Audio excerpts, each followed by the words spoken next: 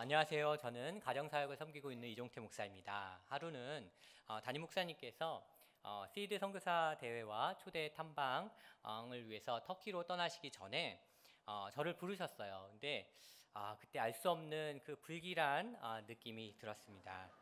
아니나 다를까 2월 23일 주일, 바로 오늘 주일 설교를 하라고 말씀하셨습니다. 그래서 저는 다른 분이 강단에 서시기를 간청을 했습니다. 그런데 결국 제가 이 자리에 서게 됐습니다. 순종하는 마음으로 이 자리에 서게 됐는데, 부족한 종이 주의 말씀을 전할 때 성령의 능력으로 담대하게 전할 수 있도록 기도하시는 마음으로 함께 참여해 주시면 감사하겠습니다. 가정은요, 시대의 산물이 아닙니다. 가정은 세상이 만든 기관이 아닙니다.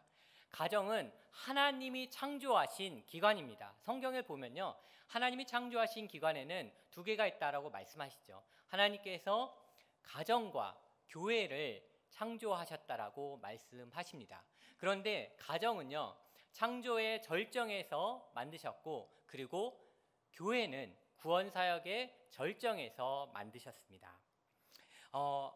그런데 창세기 3장에 와서는요, 인류의 타락으로 인해서 가정에 대한 하나님의 오리지널 디자인이 왜곡되는 것을 볼 수 있습니다. 이 왜곡된 가정에 대한 모습이 창세기 3장 16절에 나와 있는데 이렇게 전하고 있습니다.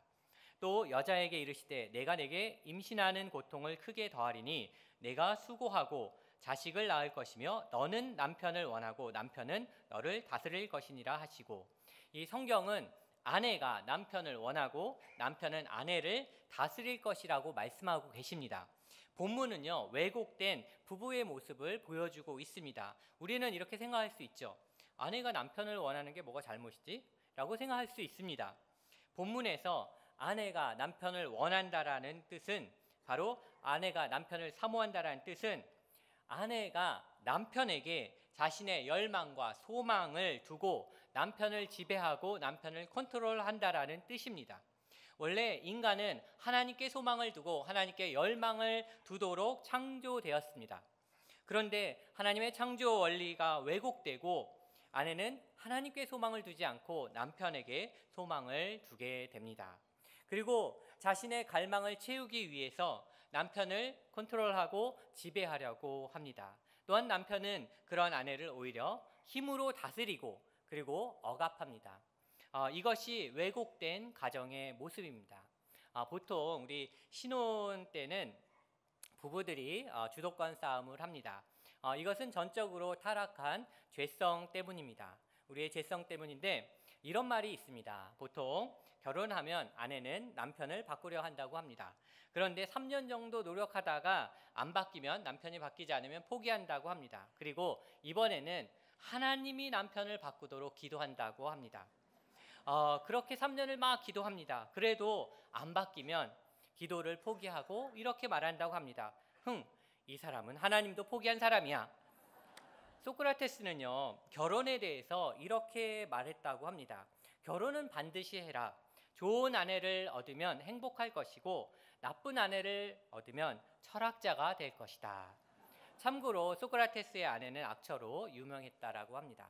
이렇게 타락 이후에 가정은요, 하나님의 오리지널 디자인에서 왜곡되고 그리고 많은 아픔과 상처를 남겼습니다.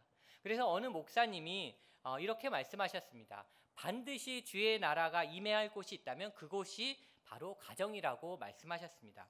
하나님의 이름이 거룩해질 곳이 바로 가정이고, 바로 하나님의 뜻이 임할 곳이, 그곳이 바로 가정이라고 말씀하셨습니다. 왜냐하면 우리를 가장 시험에 들게 하는 사람이 있는 곳이 바로 가정이기 때문입니다. 그래서 용서가 어렵습니다. 인류는 용서할 수 있는데 아내 용서하기가 어렵습니다. 자식은 용서가 되는데 남편이 용서가 되지 않습니다. 그런데 영성신학자 게리 토마스 박사는 결혼에 대한 새로운 정의를 내리고 있습니다. 결혼은 행복이 아니라 거룩을 위한 부르심이다라고 말했습니다. 요한 웨슬리는요, 또 이렇게 말했습니다. 사람은 거룩하지 않으면 행복할 수 없다라고 담대히 외쳤습니다. 그러나 저는 가정은 거룩을 위한 부르심이라고 말하고 싶습니다. 가정은 거룩을 위한 플랫폼이라고 말하고 싶습니다. 죄송합니다만 한번 저를 따라해 주시면 감사하겠습니다. 가정은 거룩을 위한 플랫폼이다. 다시 한번 하겠습니다. 가정은 거룩을 위한 플랫폼입니다. 우리는요, 가정에서 받은 상처와 흘린 눈물, 갈등과 고통, 그리고 가정이 주는 안식과 기쁨, 사랑과 축복을 통해서 우리는 더욱더 하나님께 더 가까이 갑니다. 그리고 그리스도의 장성한 분량까지 자라게 됩니다. 그렇습니다. 가정은요, 영적 훈련의 장이라고 말할 수 있습니다. 가정에서 예배를 배웁니다. 가정에서 순종을 배웁니다. 가정에서 하나님의 사랑을 배우고 가정에서 그리스도의 인내를 배우게 됩니다. 왜냐하면 가정은 우리의 가장 적나라한 모습을 보여주기 때문입니다. 나의 추한 모습을 보여줍니다. 나의 죄성을 직면하게 합니다. 또한 나의 죄성과 약점을 예수 그리스도의 십자가 앞으로 가지고 나갈 수밖에 만듭니다. 게리 토마스 박사는 결혼은 우리로 하여금 더 깊은 차원으로 자신과 배우자를 이해할 수 있고 더 깊은 차원에서 하나님을 예배할 수 있다라고 말했습니다. 그러나 저는 가정이야말로 더 깊은 차원으로 자신을 직면하게 만들고 더 깊은 차원에서 하나님을 예배할 수 있게 된다라고 말하고 싶습니다.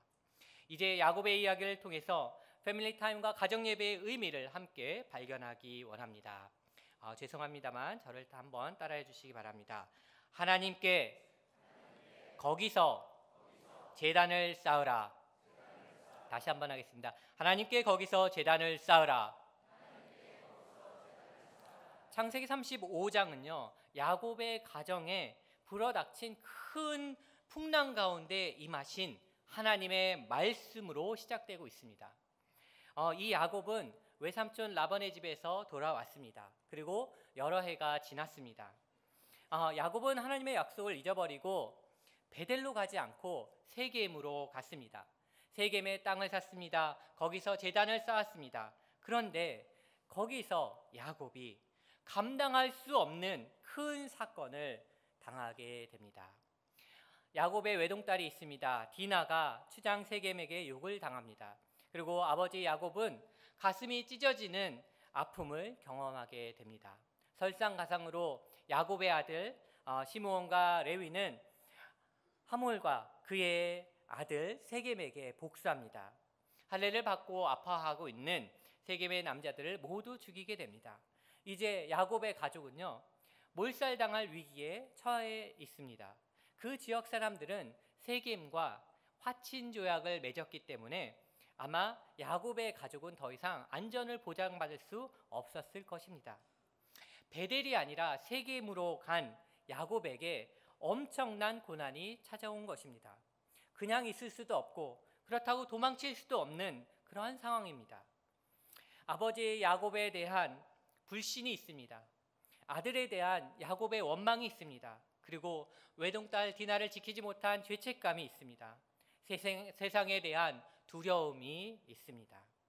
야곱의 가족에게 찾아온 고통은요, 그야말로 불안과 초조함과 그리고 그 모든 분위기가 가족들의 그 숨통을 조여오고 있습니다. 한번 생각해 보세요. 아들들이 아무것도 하지 못하는 그 아버지 야곱을 불신하고 있어요. 그리고 야곱은요, 잔인한 살상을 저지른 그 레위와 또 시므온을 원망하고 있습니다. 디나는 흐느껴 울고 있고 그리고 붙잡혀온 세겜의 여인들은 통곡하고 있습니다. 언제 그 지역의 사람들이 공격해 올지 모르는 두려움과 불안이 있습니다. 집안의 분위기를 듣기만 해도 숨이 막힙니다. 답이 없는 현실 가운데서 야곱의 가족은요, 혼란 가운데 빠져 있습니다. 그런데 그 답답한 그것은 바로 집안에 있을 수 없고 또 집안을 벗어날 수도 없다라는 그겁니다. 집에 있을 수도 없고 그렇다고 나갈 수도 없는 그 막막한 상황입니다. 그런데 게리 토마스 박사는 이것을 authentic discipline라고 말합니다. 진짜 훈련이라고 말합니다. 이것은 우리가 원해서 받는 훈련이 아닙니다. 이것은 피할 수 없는 상황과 환경 가운데서 받는 훈련입니다. 앞으로 갈 수도 없고 뒤로 돌아갈 수도 없고 옆으로도 갈 수 없는 사면이 꽉 막힌 상황에서 당하는 고통입니다. 불안과 초조, 혼돈과 두려움으로 꽉 찬 현실 속에서 받는 훈련입니다. 그런데 이 훈련을 보통 우리가 어디서 받냐면요, 가정이라는 플랫폼에서 받게 됩니다. 게리 토마스 박사가 말한 Authentic Disciplines는 여기에는 여러 가지가 있는데 그 중에 갑자기 찾아온 질병, 그리고 불의의 사고, 해결의 기미가 보이지 않는 경제적인 문제와 신분의 문제, 그리고 악화되는 관계의 문제가 있습니다. 바로 우리 가정의 이야기입니다. 야곱의 가정과 같이 원하지 않는 훈련이 우리 가정 가운데 시작되었다라는 것입니다. 이런 고통의 시간을 지날 때가 되면 내 자존심이 깨지고 내 영혼이 깨지게 됨을 봅니다. 그리고 비로소 하나님 앞에 굴복하게 됩니다. 그런데 바로 이때에 우리의 일상이 깨지고 영원한 하나님의 말씀이 들어오게 된다라는 것입니다. 하나님께 더 가까이 가게 됩니다. 우리의 시간 안으로 영원히 들어옵니다. 이러한 어마어마한 특권이 무엇인지 아세요? 그것이 바로 예배입니다. 영원하신 하나님과의 만남이 우리에게 들어오는 것입니다. 하나님의 임재 앞에 서게 되는 것입니다. 하나님이 우리에게 오시면요, 막막했던 현실이 영원한 약속의 말씀으로 새롭게 해석될 줄 믿습니다. 꽉 막힌 상황은 나의 과거가 되고 약속의 말씀이 나의 미래가 될 줄 믿습니다. 이사야 43장 19절 말씀처럼 보라 내가 새 일을 행하리니 이제 나타날 것이라는 이 하나님의 약속의 말씀이 바로 나의 새로운 미래가 될 줄 믿습니다. 그런데요, 바로 이것이 예배입니다. 오늘의 예배는 이전에 없었던 새로운 예배입니다. 예배는 내 삶에, 우리 가정에 과거는 지나가고 새로운 미래가 열리는 시간입니다. 하나님의 말씀이 야곱에게 임했습니다. 일어나라고 말씀하십니다. 본문에서 일어나라고 말씀하신 이 뜻은 무슨 뜻이냐면요, 다시 시작하라는 뜻입니다. 새로운 시작을 의미하고 있습니다. 야곱은 말씀에 반응하여서 일어났습니다. 일어나 베델로 올라가서 하나님께 제단을 쌓으라는 그 말씀에 순종했습니다. 먼저 자기 집안 사람들에게 이방 신상을 버리고 정결하게 하고 의복을 바꾸어 입으라고 말하고 있습니다. 일어나 베델로 올라가자. 그래서 하나님께 제단을 쌓자라고 말하고 있습니다. 야곱의 집안 사람들은요, 자신의 모든 이방 신상들과 귀걸이들을 야곱에게 줍니다. 그리고 야곱은 상수리 나무 아래에다가 모든 것을 묻습니다. 자, 저를 한번 다시 따라해 주시면 좋겠습니다. 거룩하게 버리자. 다시 한번 하겠습니다. 거룩하게 버리자. 우리가 예배를 드리기 전에 해야 할 일이 있습니다. 그것은 바로 우리의 우상들을 예수 그리스도의 십자가 앞에 묻어야 합니다. 어떤 때는요, 우리 안에 있는 부정적인 감정을 가족들과 풀고 그리스도의 십자가 앞에 묻어버려야 할 때가 있습니다. 또 어떤 때는 우리의 미움과 시기와 질투를 다 십자가에 피 묻은 십자가 앞에 묻고 주 앞에 나갈 때가 있습니다. 제가 어렸을 때 드렸던 가정 예배에 대해서 잠시 나누기 원합니다. 저는 유교 집안의 장남이신 아버지와 신실한 크리스찬이셨던 어머니 사이에서 장남으로 태어났습니다. 어머니는 안 믿는 집안으로 시집 오셔서 예수 믿는다라는 이유 때문에 핍박을 참 많이 받으셨습니다. 그러나 어머니는 핍박을 받으면 받을수록 시집 식구들의 영혼 구원을 위해서 끊임없이 기도하셨습니다.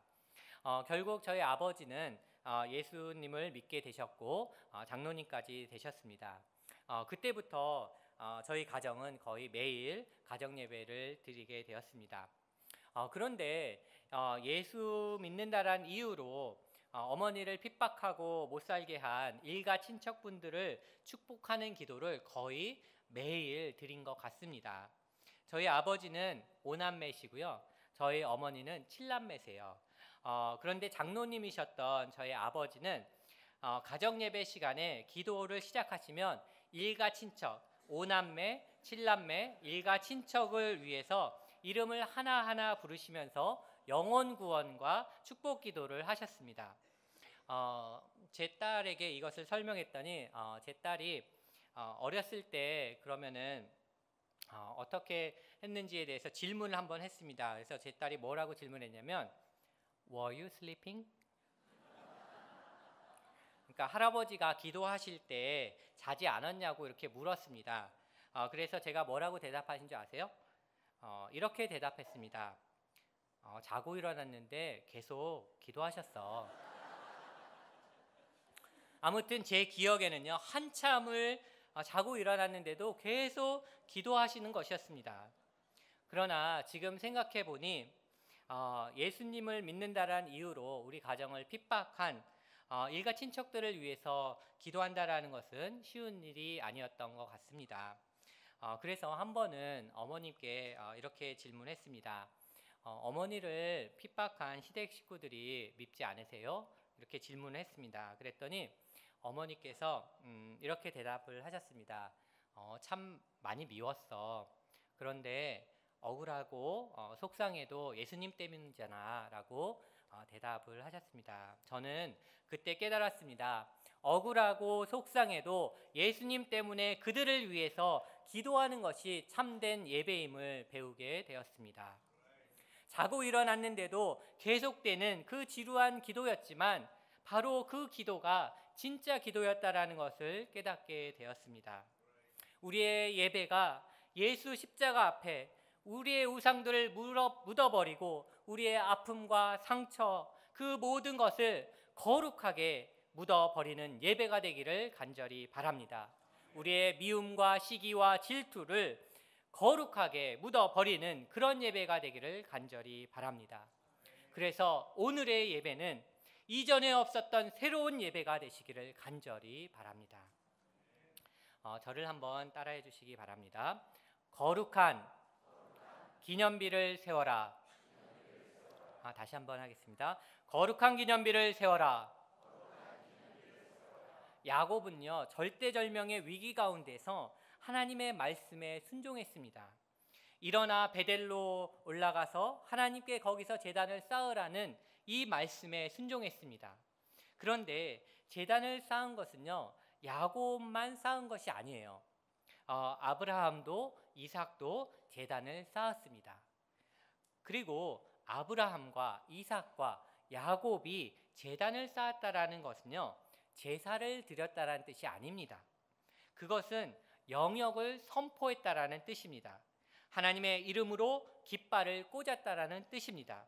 이곳은 하나님께서 통치하시는 영역임을 선포했다라는 것입니다. 또 하나님의 깃발이 휘날리는 곳이라는 것을 선포했다라는 뜻입니다. 그런데 아브라함에게도 이삭에게도 하나님께서는 제단을 쌓으라고 명령하시지 않았다라는 거예요. 야곱에게 처음으로 제단을 쌓으라고 명령하셨습니다. 이것은요, 하나님의 적극적인 개입하심을 의미하고 있습니다. 야곱의 상황이 그만큼 긴박하고 절박했습니다.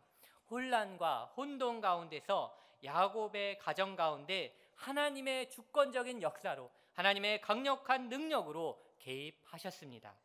절대절명의 위기에 있는 그들의 가정 가운데 힘과 용기를 주시기 원하기 때문에 하나님께 제단을 쌓으라고 명령하셨던 것입니다.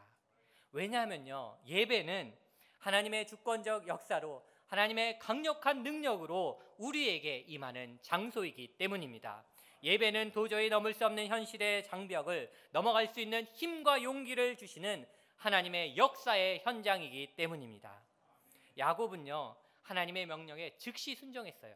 왜 그렇게 순종한지 아세요? 다른 방법이 없었기 때문이에요.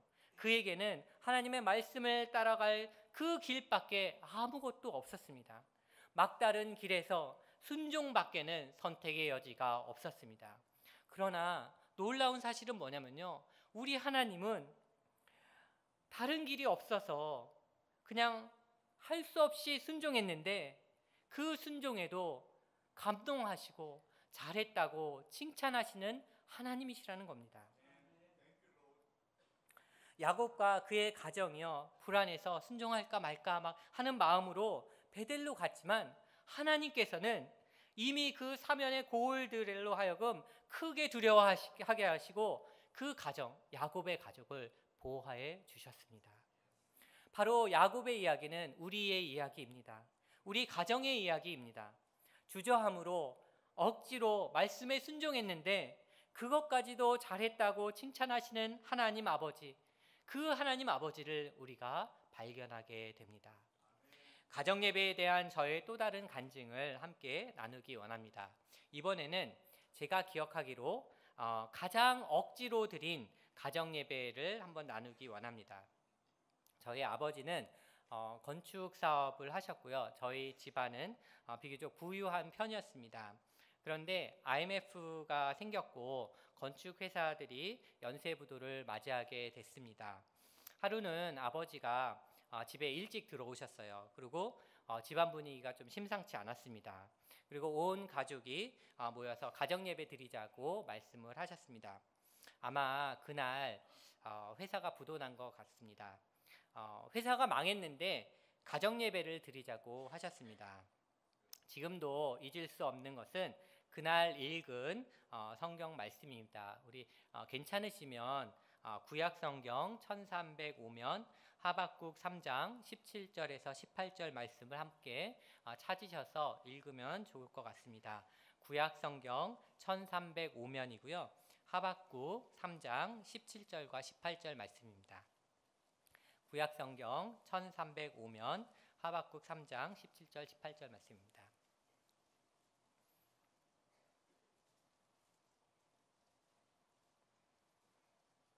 네, 그러면 우리 하박국 3장 17절 18절 함께 읽겠습니다. 시작. 비록 무화과 나무가 무성하지 못하며 포도나무에 열매가 없으며 감람나무에 수출이 없으며 밭에 먹을 것이 없으며 우리의 양이 없으며 외양간에 소가 없을지라도 나는 여호와로 말미암아 즐거워하며 나의 구원의 하나님으로 말미암아 기뻐하리로다. 이 말씀을 읽는데요, 어린 마음에 도저히 이해가 가지 않더라고요. 아니, 다 망했는데 어떻게 여호와로 인해서 즐거워할 수 있지? 무화과 나무도 없고 포도나무도 없고 감람나무도 없고 먹을 것이 아무것도 없는데 어떻게 하나님으로 기뻐할 수 있지? 저는 계속 반문했습니다. 그래도 가정예배이기 때문에 억지로 드렸습니다.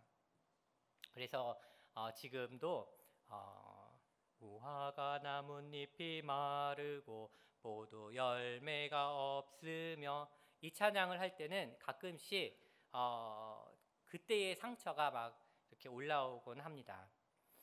그런데 오늘 말씀을 준비하면서 다시 깨닫게 된 것은 하나님의 축복이 아니라 하나님이 나의 모든 문제의 답이라는 사실을 깨닫게 됐다라는 것입니다. 7절 말씀을 보세요. 창세기 35장 7절 말씀을 보시면요, 야곱이 거기서 제단을 쌓고 그 이름을 베델이라고 하지 않고요, 엘 베델이라고 불렀습니다. 베델은 여러분들 잘 아시다시피 하나님의 집이라는 뜻입니다. 그런데 엘 베델은요, 하나님의 집의 하나님이라는 뜻입니다. 그런데 이제 야곱에게 중요한 것은 베델이 아니라 엘 베델이라는 것입니다. 이제 야곱에게 중요한 것은 하나님의 집이 아니라 하나님이 중요하다라는 것입니다. 그때 억지로 드렸던 가정예배도 하나님께서 기뻐하시고 받으셨으리라고 저는 믿습니다. 그때는 하나님의 축복이 중요해서 하나님이 보이질 않았습니다. 그때는 베델이 중요해서 엘 베델이 보이지 않았습니다. 그러나 이제는 하나님을 더 깊이 알게 되었고 더 깊은 차원에서 예배를 드리게 되었습니다. 그러기에 오늘의 예배는 이전에 없었던 새로운 예배입니다. 2020년 남가주 사랑의 교회는 매주 주일 오후 한 15분 정도 가정에서 패밀리 타임을 실천함으로 주의 나라 세우는 교회, 주의 나라 세우는 가정이 되기를 꿈꾸고 있습니다. 이 하나님의 말씀 앞에 우리는 때로 주저함으로, 때로는 억지로 순종할 수 있습니다. 그러나 한 번의 패밀리 타임을 지키게 되면 우리의 영혼에 거룩한 기념비를 세우게 될 줄 믿습니다. 우리의 작은 순종으로 우리의 가정에 거룩한 기념비를 세우게 될 줄 믿습니다. 어느 순장님이 이제 저에게 물어보셨어요. 목사님은 어떻게 패밀리 타임 하세요? 라고 이렇게 물어보셨습니다. 저희 가정은요, 월요일 날 저녁에 패밀리 타임을 합니다. 가급적이면 영어 가사가 있는 찬송가를 부르는데, 지난주 월요일에는 빈들의 마른 풀같이 찬양을 불렀습니다. 그리고 영어로 사도신경을 고백했습니다. 여러분들이 아시다시피 제 영어 발음이 별로 안 좋습니다. 그래서 그때 최선을 다해서 영어로 고백했습니다. 마가복음 6장을 제 아내와 두 딸은 영어로 읽고 저는 한어로 3절씩 읽었습니다. 그리고 서로 받은 은혜를, 그 은혜의 말씀을 나눴습니다. 말씀을 나누면서 서로의 상황을 좀 더 깊이 이해할 수 있게 되어서 좋았습니다. 그 후 기도 제목을 나눴습니다. 물론 제 기도 제목은 오늘 주일 설교를 잘 마치고 아프지 않도록 기도해달라는 것이었습니다. 제가 이제 마무리 기도하고 영어로 주기도문으로 마쳤습니다. 패밀리 타임을 마치고 서로 참 좋았습니다. 또 한 번의 패밀리 타임을 통해서 서로가 가까워진 것 같고 하나님께 더 가까이 간 것 같기 때문입니다. 우리는 패밀리 타임을 통해서 도저히 넘을 수 없는 현실의 장벽을 넘어갈 힘과 용기를 얻게 됩니다. 생업의 현장에서 스트레스 받는 우리 부모님들, 친구 문제와 성적 때문에 힘들어하는 우리 자녀들, 패밀리 타임으로 서로를 격려하고 더 친밀해지고 더 거룩하게 될 줄 믿습니다.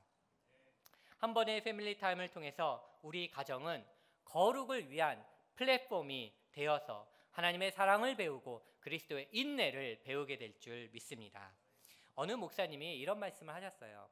교회는 가정과 같이 친밀해져야 되고 가정은 교회와 같이 거룩해져야 된다라고 말씀하셨습니다.